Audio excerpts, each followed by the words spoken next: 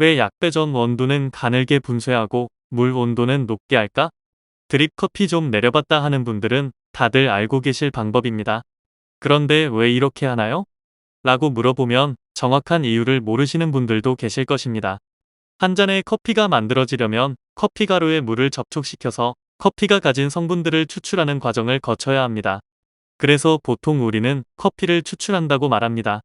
필터 커피를 맛있게 만들기 위해서 우리는 커피의 성분을 적당히 그리고 잘 추출해야 합니다. 왜냐하면 너무 진하게 추출하거나 너무 연하게 추출하면 맛이 없어지기 때문입니다. 그래서 커피를 브루잉할 때 일반적으로 약배전 원두는 가늘게 분쇄하고 물 온도는 높게 하여 추출하고 강배전 원두는 그 반대로 추출하게 됩니다. 그 이유는 무엇일까요? 필터 커피에 사용하는 스페셜티 커피는 대부분 해발 고도가 높은 지역에서 재배되어 밀도가 높습니다. 커피의 밀도가 높다는 것은 단단하다는 의미이고, 이 커피를 약하게 로스팅하면 팽창이 적어 단단함이 잘 유지됩니다. 밀도가 높아 단단한 커피는 가늘게 분쇄하여 물에 접촉하는 면을 늘려주고 물 온도를 높게 하여야 커피의 성분이 잘 추출됩니다. 그러지 않으면 너무 연하게 추출되어 커피의 맛이 잘 느껴지지 않을 수 있습니다.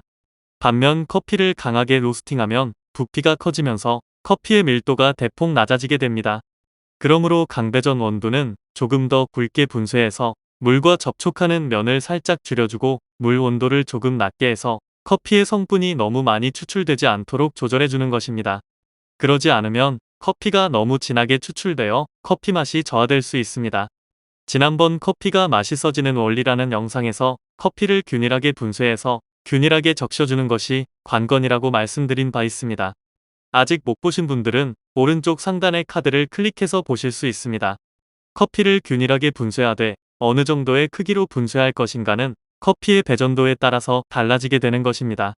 물론 항상 예외는 존재하며 커피 원두의 특성에 따라 분쇄도 및 레시피는 이 원칙과 다소 다를 수 있습니다. 하지만 레시피가 따로 없을 경우에는 이런 원리를 적용해서 추출하면 큰 실패 없이 맛있는 필터 커피를 맛볼 수 있을 것입니다. 혹시나 어떤 분은 그렇다면 분쇄를 더 가늘게 해서 더 진하게 추출하면 안 될까 하고 생각하시는 분이 계실 것입니다. 분쇄를 더 가늘게 하면 훨씬 더 진하게 추출은 되겠지만 시간이 오래 걸리게 됩니다. 물과 접촉하는 시간이 길어지면 카페인을 비롯한 부정적인 맛들도 그에 비례해서 더 많이 추출되므로 커피 맛이 현저히 저하됩니다.